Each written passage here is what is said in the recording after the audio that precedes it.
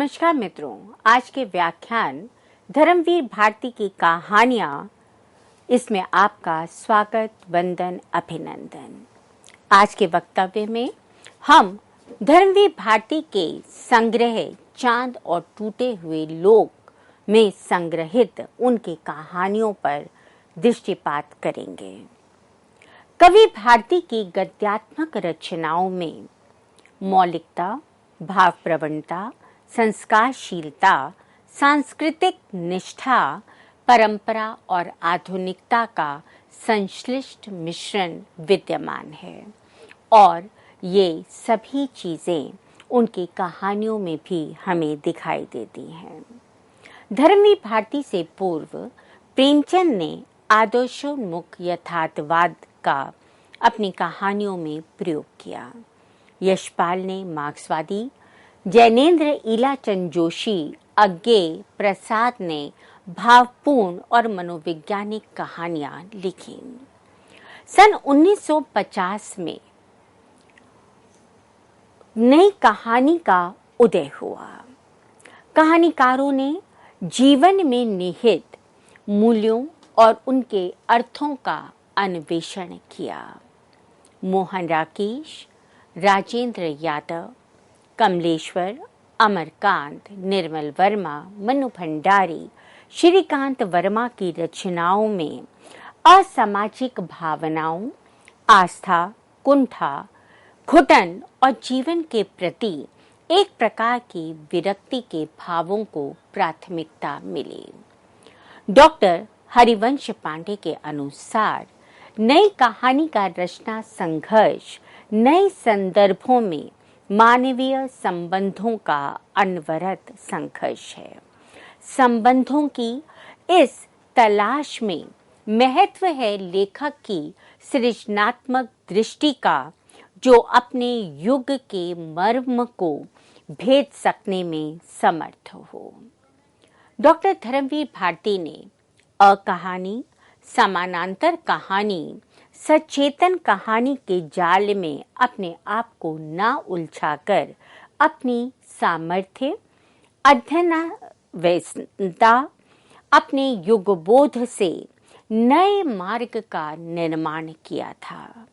उनकी दृष्टि में परंपरागत साहित्य मौलिकता के अभाव में कहीं ना कहीं नीरस और अप्रामाणिक हो गया था। धर्मवीर भारती की पत्नी पुष्पा भारती के मतानुसार वे वस्तुतः सामाजिक परिधि की यथार्थता को अभिव्यक्ति देने वाले कहानीकार हैं। इसलिए उनकी कहानियों में समष्टि चिंतन का ही प्रकाश हुआ है। धर्मवीर भारती के कहानियों का संकलन चांद और टूटे हुए लोग में 1955 तक की रचनाएं 3 खंडों में विभक्त हैं। ये 3 खंड हैं: चांद और टूटे हुए लोग, भूखा ईश्वर, कलंकित उपासना। चांद और टूटे हुए लोग की कहानियां किसी अन्य कहानी संकलन में बाद में प्रकाशित नहीं हुई थीं। भूखा ईश्वर की कहानियां मुर्दों का गांव में कालांतर में प्रकाशित हुई। कलंकित उपासना की कल्पनात्मक कहानी एक खंड में छपी। भूमिका में श्री माखनलाल चतुर्वेदी ने लिखा, कहानीकार के रूप में भारती जी ने जीवन में पहली बार अपना सजग चरण अस्तित्व की अटपटी भूमि पर रखा। कुछ कहानियां पत्र पत्रिकाओं में भी प्रकाशित हुई हैं। गोरी नगरी वाले साए, ये कहानी सारिका में प्रकाशित हुई। धर्मवीर भारती की पहली कहानी तारा और किरण तरुण पत्रिका में प्रकाशित हुई है और इनकी अंतिम कहानी बंद गली का आखिरी मकान है। चांद और टूटे हुए लोग के प्रथम खंड में 7 कहानियां संकलित हैं। हिरणाकुश और उसका बेटा, कुल्टा, मरीज नंबर 7, धुआं, युवराज, अगला अवतार तथा चांद और टूटे हुए लोग। दूसरे खंड की कहानियां हैं एक बच्ची की कीमत, आदमी का गोश्त, बीमारियां, कफन चोर, एक पत्र, हिंदू या मुसलमान, पूजा, स्वप्न श्री, श्री रेखा, शिंजिनी, कला एक मृत्यु चिन्ह, नारी और निर्वाण, तारा और किरण, कुबेर तथा मंजिल। भारती जी की प्रारंभिक कहानियां तरुणावस्था के चंचल मन की अभिव्यक्ति है। इनमें परंपराबद्धता और आदर्शवादिता का प्राधान्य मिलता है। भावना, कल्पना, प्रतीकात्मकता के आधिक्य से युक्त ये ऐसी कविताएं प्रतीत होती हैं जिनके लिए धर्मवीर भारती प्रसिद्ध थे। लेखक यौवनाश्रित प्रेम की शाश्वतता और उसमें निहित आत्मदान की भावना को महत्वपूर्ण समझते हैं। कला एक मृत्यु चिन्ह की नायिका ये स्वीकार करती है कि सच्चा अटूट प्रेम प्रतिदान की अपेक्षा कभी नहीं रखता। इसी प्रकार से पूजा कहानी का प्रेमी अपनी प्रेमिका को दूर से देखकर ही तृप्त होना संभव मानता है, किंतु कठोर संयम से युक्त उसका यह आत्मिक प्रेम सामाजिक स्तर पर वैवाहिक मान्यता के कारण चरम परिणति में नहीं पहुंच पाता और वह परेशान हो उठता है। कला एक मृत्यु चिन्ह कहानी का नायक प्रेम से प्रेम करता है, नायिका से नहीं। उसके लिए नायिका का लौकिक शरीर उतना महत्वपूर्ण नहीं रह जाता। स्वप्नश्री, रेखाश्री और कुबेर कहानियों में प्रतिदान के इस भाव का हमें अभाव मिलता है। नायिका नायक के लिए एक प्रकार से पूजा की वस्तु बन जाती है और सामाजिक मर्यादा के कठोर प्रतिबंधों में जकड़ा हुआ नायक प्रेम की चरम परिणति से वंचित रह जाता है। धर्मवीर भारती की धुआं कहानी में काम आवेग में व्यक्ति अनुचित कर्मों में प्रवृत्त होकर वैश्याओं की बस्ती में पहुंचते हैं, किंतु तब भी समाज में सफेद पोश माने जाते हैं। मरीज नंबर 7, इस कहानी का नायक सामाजिक वर्जनाओं के कारण प्रेम के क्षणों के लिए निरंतर तरसता रहता है। कुल्टा कहानी में निवेदक का भाई लाली को उल्टा समझने की भूल कर बैठता है, तो युवराज कहानी का कथानायक झूठे आत्मनिग्रह के परिणाम स्वरूप रोगी बन जाता है। भारती जी की कफन कहानी में कहानी का पात्र जो एक पिता है करीम, वे सपने में एक अलग ही प्रकार के प्रेम को देखता है। वो अपनी पुत्री से प्रेम करता है और इसलिए स्वप्न में खुदा को कहते हुए सुनता है, इस हसीना का नाम हूरों में दर्ज कर लो। यहाँ प्रेम का हमें वो रूप दिखाई देता है जहाँ हर पिता के लिए पुत्री किसी परी के समान सुंदर होती है। धर्मवीर भारती के दूसरा कहानी संग्रह स्वर्ग और पृथ्वी है। प्रथम संग्रह के 20 वर्ष के अंतराल के उपरांत स्वर्ग और पृथ्वी कहानी संग्रह प्रकाशित हुआ था। इस समय तक भारती जी की जीवन गति में भी पर्याप्त परिवर्तन आ चुका था और इस परिवर्तन के साथ साथ जीवन के प्रति उनके अनुभवों में भी परिवर्तन आया। इनके अनुभव और अधिक गहरे होते गए। इसके साथ ही मार्क्सवादी विचारधारा ने भी इन पर अपना गहरा प्रभाव अंकित किया था। कहानियों के शिल्प में भी यदि हम देखें तो उत्तरोत्तर हमें प्रौढ़ता और मर्म स्पर्शिता दिखाई देती है। भारती जी की चौकस दृष्टि से लोगों के व्यक्तित्व का कोई भी पक्ष अछूता नहीं रहता था, चाहे लोगों की स्वार्थपरता हो, उनके अंदर विद्यमान दया की भावना हो, उदारता हो या उदात्त मानवीयता का गुण ही क्यों ना हो, भारती जी उसे किसी न किसी तरह से ढूंढ ही लेते थे। अपने चतुर्दिक समाज की यथार्थता, सत्य को अत्यंत निर्भीकता से अभिव्यक्त करने में भारती जी कभी भी संकुचित नहीं हुए। डॉक्टर चंद्रभान के मतानुसार इन कहानियों में उपस्थित किया गया सामाजिक यथार्थ आदर्श के संकेत से युक्त है। इसमें समाज की आर्थिक, राजनीतिक, धार्मिक आदि परिस्थितियों की आलोचना करते हुए लेखक ने समाज के परिवर्तन की प्रेरणा दी है।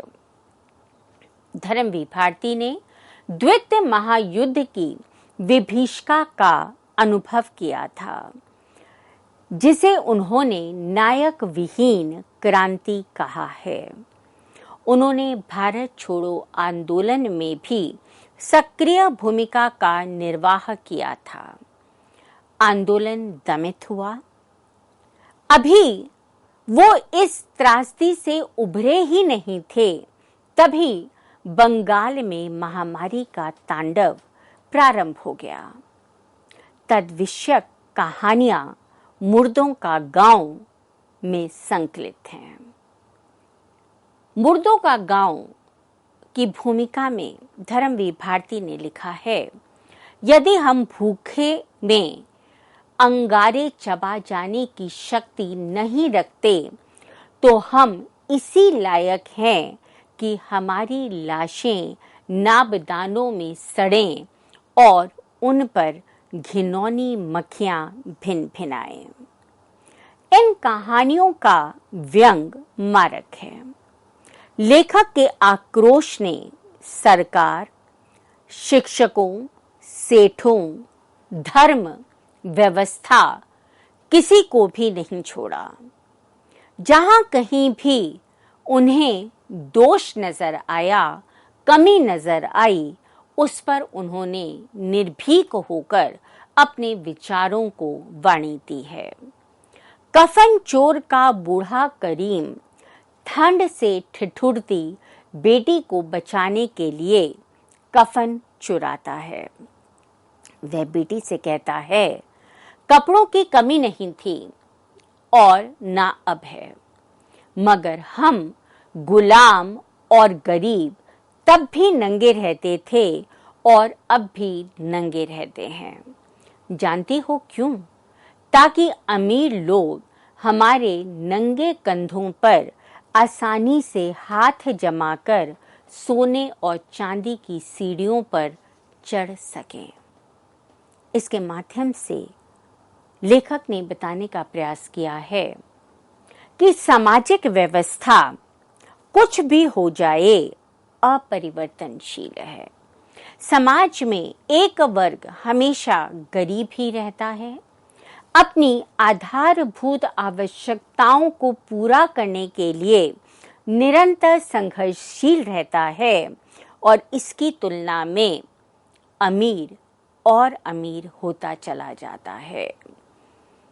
वो इतना समृद्ध बन जाता है कि वो पीछे मुड़कर ये देखना भी पसंद नहीं करता कि उसने इस मुकाम तक आने के लिए किसे और क्यों सीढ़ी बनाया था।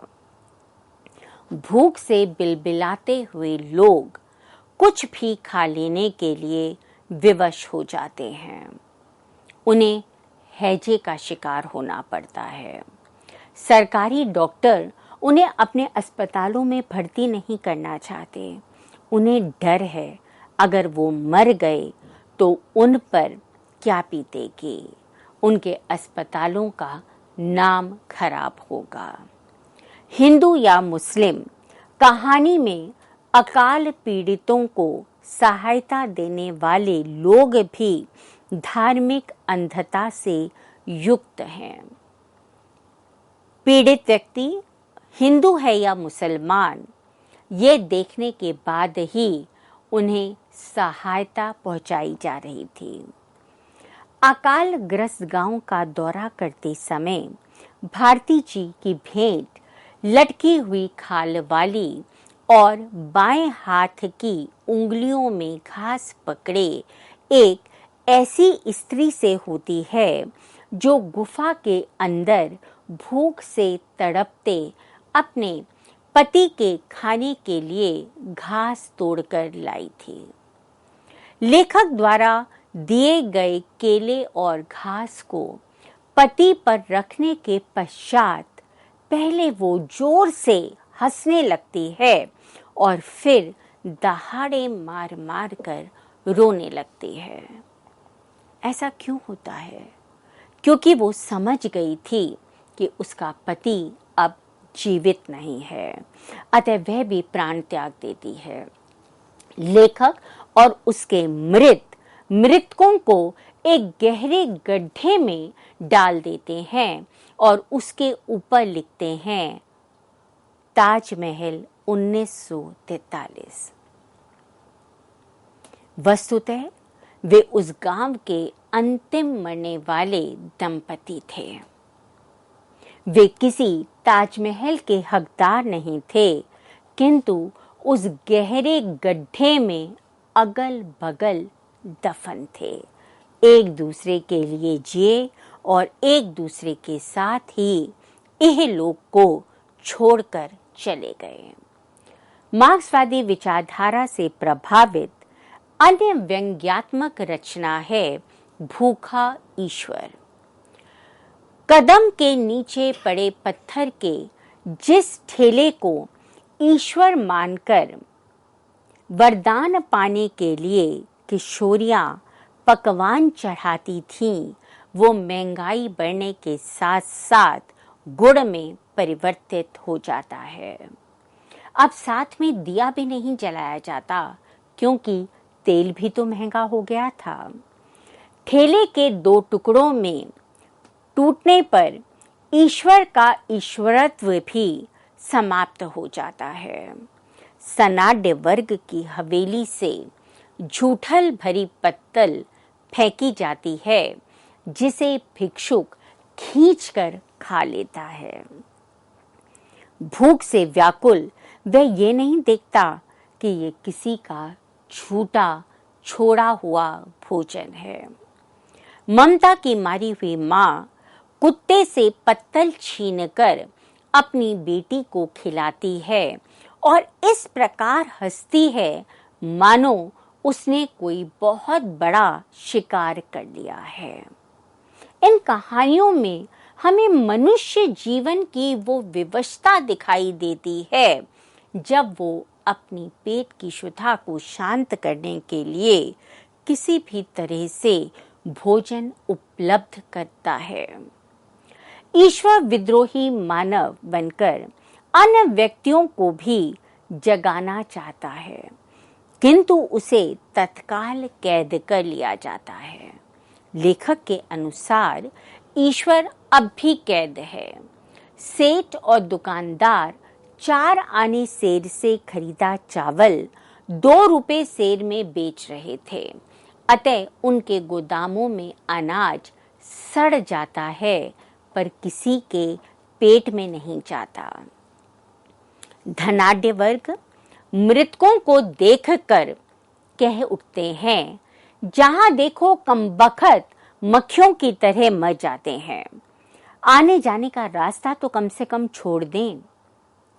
कितना संवेदनहीन हो जाता है मनुष्य अपने स्वार्थ के कारण। धनाढ्य वर्गों को ये चिंता नहीं है कि लोग अनाज के अभाव में मर रहे हैं, उसे चिंता इस बात की है कि वो महंगा अनाज क्यों नहीं खरीद रहे, जिससे उसका व्यापार और अधिक समृद्ध हो सके। पिता के निधनों उपरांत लेखक को अपनी माता के त्याग, उत्सर्ग और वैचारिकता ने प्रभावित किया था। हिरण्याकुश और उसका बेटा कहानी में जल्लाद कर्म करने वाला एक देशभक्त नवयुवक को फांसी चढ़ाने के उपरांत विचलित हो जाता है और अपने पुत्र को विधिवत शिक्षा दिलाने के लिए संकल्पित होता है। कहानियों के शिल्प पर अगर हम बात करें तो अपेक्षाकृत कसावट की अपेक्षा इन कहानियों से की जा सकती है। शीर्षक कवि प्रकृति के अनुकूल हैं, आकर्षक हैं, जैसे धुआं। कई महत्वपूर्ण तथ्य कहानियों में विस्मृत कर दिए गए हैं, जिससे एक प्रकार की विचित्र रिक्तता का अनुभव पाठक करते हैं। उदाहरण के लिए कफन चोर कहानी में चोर फावड़ा भूल जाता है, जिसके बिना कब्र को समतल करना असंभव था। इसी प्रकार से एक पत्र कहानी में पत्र के वैधानिक तत्वों का उल्लेख नहीं मिलता। तारा और किरण कहानी उचित स्थल पर समाप्त नहीं होती है। हिम्मत जल परी प्रेम के उत्ताप युक्त स्पर्श से लहरों में बदल जाती है और तारे को चूमने का व्यर्थ उपक्रम करती है। कथा यहीं समाप्त नहीं होती और इसीलिए जब चरम सीमा के उपरांत कहानीकार कहानी को खींचने लगता है तो वो पाठक के लिए उबाऊ हो जाती है। कुछ कहानियों का अंत निश्चित रूप से प्रभावी है, जैसे मुर्दा का गांव कहानी की जुलाहिन कटी उंगलियों वाले हाथ से जमीन खोदकर पति के लिए खाना जुटाती है, घास खोदती है। विडंबना यह है कि जब तक वह यह व्यवस्था कर पाती है, उसका पति मृत्यु को प्राप्त हो जाता है। पात्रों की दृष्टि से यदि हम देखें तो पात्रों के नाम, व्यवहार, क्रियाकलाप उनके वर्ग और स्तर के अनुरूप हमें दिखाई देते हैं। जल्लाद के पुत्र का नाम बिसहा है, किंतु गंधर्व लोक के पात्र का नाम किंजल्क और शिंजनी है। इस प्रकार से लेखक ने इस बात का ध्यान रखा है कि उनके पात्रों के नाम भी उनकी कथानक से, उनके कथा वस्तु से मिलते जुलते हों। भारती जी की भाषा यथास्थान सरल प्रवाहमयी है। उन्होंने कहानियों में अलंकारों की रंगीन आभा को चित्रित किया है। भारती जी ने प्रभाव के लिए कहीं कहीं शब्दों के अनपेक्षित रूपों का भी उपयोग किया है, जैसे कुशल प्रश्न। यहाँ पर कुशल प्रश्न का अर्थ कुशलहीनता से है। नव पत्रिका कहानी की भाषा पर दृष्टिपात करते हुए हम उनकी भाषा पर विचार कर सकते हैं। उनकी भाषा का रूप देखिए। रोमांटिक उत्सव में कुमारियां प्रातःकाल ही सोने के थालों में उपहार सजाकर आम के नए चिकने पत्तों पर स्नेह संदेश लिखकर सखियों के पास भेजती हैं। पूजा कहानी की नायिका का रूप सौंदर्य अंकित करते समय लेखक ने कहा है, हल्के फालसई रंग के वस्त्र को समेटती हुई ऐसी लगती थी जैसे ऊदी बदलियों में लिपटी चंपई बिजली का टुकड़ा जोगों पर उड़ रहा हो। धर्मवीर भारती ने सूक्तियों का प्रयोग करके भाषा को सुदृढ़ बनाया है। दूसरे के श्रम के फल में हमारा भाग केवल प्रेम द्वारा ही हो सकता है। इसके साथ ही उन्होंने तत्सम तद्भव देशज शब्दों का उपयोग करके भाषा को समृद्ध बनाया है, अर्थयुक्त बनाया है। उन्होंने अपनी भाषा में उर्दू के शब्दों यथा, हसीना, दस्तूर, नीमकश शब्द का भी निसंकोच प्रयोग किया है। नीमकश शब्द का प्रयोग कितनी सुंदर तरीके से किया जा सकता है, इसे हम उदाहरण से समझ सकते हैं।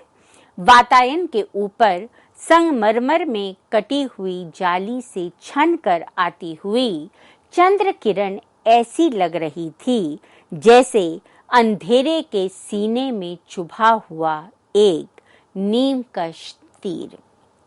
इस प्रकार से हम देखते हैं कि धर्मवीर भारती की कहानियों में भी उस समय के समाज को अंकित करने की, उसे अपने पाठकों के साथ साझा करने की एक अद्भुत क्षमता है। अपने अगले वक्तव्य में हम इनकी अन्य कहानी संग्रहों पर भी विस्तार से बातचीत करेंगे। तब तक के लिए धन्यवाद।